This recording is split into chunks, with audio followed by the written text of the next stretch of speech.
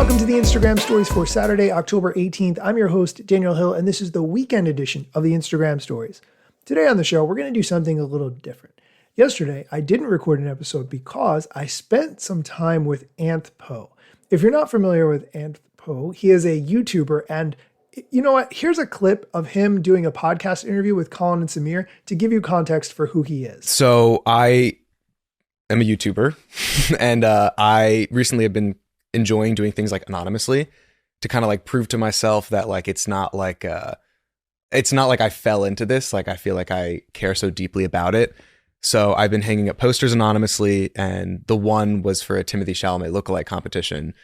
And then like 10,000 people came, and it was obviously covered internationally. And then the coolest part was like other communities and countries started doing it. Like there's been thousands of people doing it, and like it's all a cool, like it's what I wanted, which was like to turn the internet into like a place for people to hang out in real life, right? Like the internet can feel very secular and like perpetually in one place on your screen. And I wanted it to be like, oh, we can like hang out in real life too. And I think that's... Okay, you're probably familiar with the Timothée Chalamet lookalike contest. He also dressed up as a cheeseball man who ate a giant container of cheese puffs in Washington Square Park. That's where I first heard of him. So now that you have a little bit of context, I'm going to share some of the things that he talked about with me yesterday. I didn't record the episode, but I will play some of the clips from this Colin and Samir interview that he did because we talked about similar topics, and I think it's incredibly relevant. Stick around. Welcome back. So yesterday I spent the day with AnthPo on a tour of Manhattan as part of an experience from the Airbnb team. And he showed us around some spots in Manhattan that you might not ordinarily go to.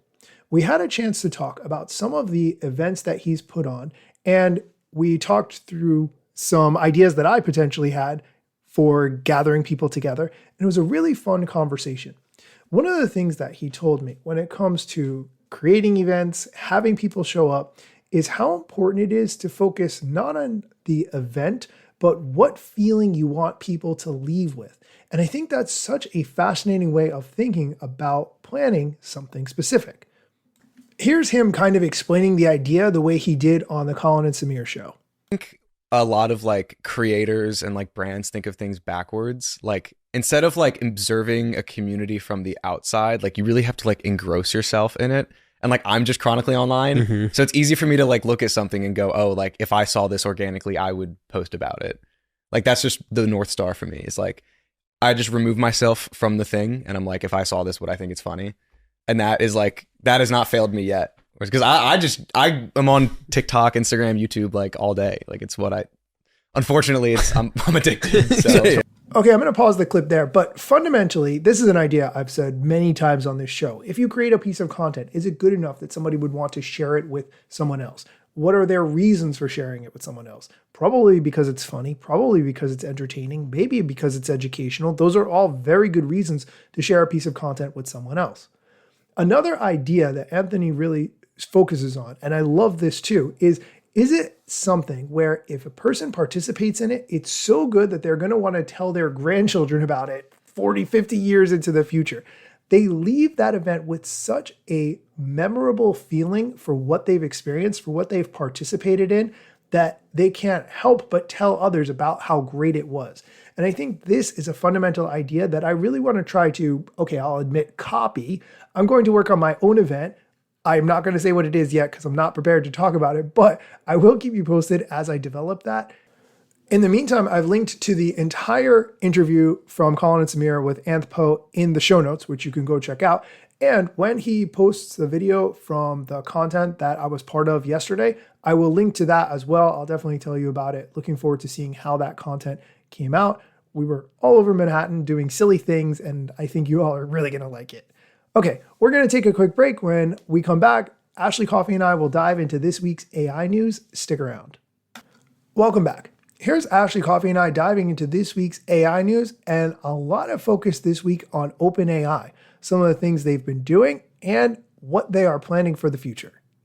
Let's move on to our next story, which has to do with a similar vein, OpenAI making a 5-year business plan to meet the $1 trillion spending pledge that they've made. The article that we're referencing, and we'll link to it in the show notes, it has an image of all the large tech companies that have tied their fortunes into OpenAI. And the list of companies includes Google, Oracle, Amazon, NVIDIA, and Microsoft. These companies have staked their future growth on OpenAI's future growth. All these companies are intertwined. We talked about that last week, but the amount of effort that OpenAI is going to have to put in order to meet these revenue goals, these spending goals, it's a huge leap. Right now, OpenAI books about $13 billion in annual recurring revenue. 70% of that comes from consumers who use ChatGPT, which costs $20 for a standard subscription. ChatGPT has more than 800 million regular users, but only 5% of those are paying subscribers. Obviously, OpenAI's goal there is to grow the number of paying subscribers, but there's a lot of concerns. Who are the people who are going to be willing to pay for this? And looking at OpenAI's operating losses, in the first half of this year, they lost $8 billion. So there's a lot of risky things that need to come together in the right way in order for this to be successful and not be the bubble that it seems like everyone is pointing to. Ashley, what do you think?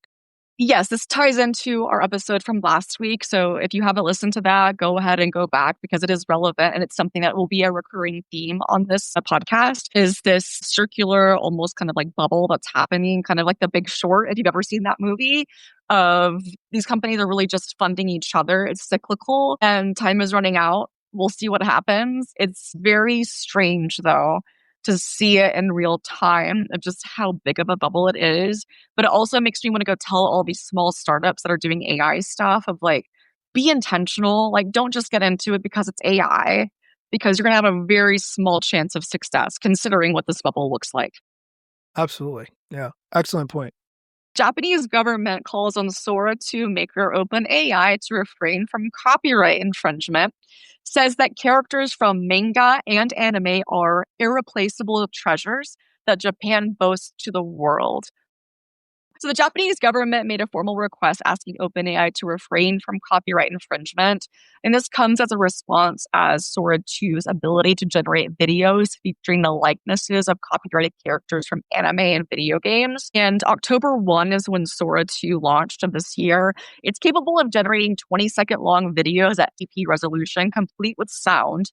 And soon after its release, social media was flooded with videos generated by the app, many of which contain depictions of copyrighted characters, including those from popular anime and game franchises like One Piece, Demon Slayer, Pokemon, and Mario. And the Japanese government's Cabinet Office press conference on Friday informed everyone that the government's request called on the American organization to refrain from infringing on Japanese IP. So this is interesting because I believe the last incidents that we had, if I'm remembering correctly, it's a specific style of Japanese anime and people were using. And their argument was that it was a style and style can't be copyrighted. So there's different considerations and definitions of copyright, both in like Japan and the US, obviously.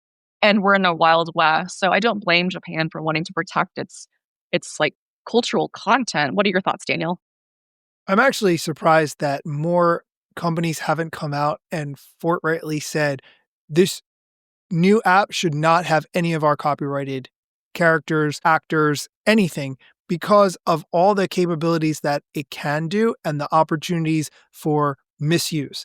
Having said that, it seems like OpenAI's strategy is give unlimited copyright infringement ability and worry about the rest later, which would be fine for two college students in a dorm room coming up with a new idea, but it's something completely different for a company that has such a large valuation and is so critical to so many other companies' futures. So overall, I'm very surprised at OpenAI's approach to this whole intellectual property situation. Yes, and to correct what I said, it was not Murakami, it was Studio Ghibli was the anime style. And that was in March of this year whenever OpenAI introduced the ability for their 4.0 tool to generate images. Correction corner. We'll be watching this. Okay, I'm going to stop it there. If you want to hear the rest of the episode, I will link to it in the show notes. That's it for today's episode. Thank you for listening. Come back next week for Mosseri Monday, where we talk about what the head of Instagram shared on his weekly Ask Me Anything. And as always, thank you for listening. Yeah, let's get it. The year was 2013. You posted your first pic and you're glad your post got seen. Your friends liked it too, but what you didn't know is what posting on that platform would do. Taking all your time and attention, doom scrolling. Also, let me mention, you gotta post on every platform, putting content on every set just to conform. Likes gave you validation and you got hooked. Now engagement is down, you feeling overlooked. Hey, keep coming back for more podcasts. And find me on Instagram at Daniel Hill Media.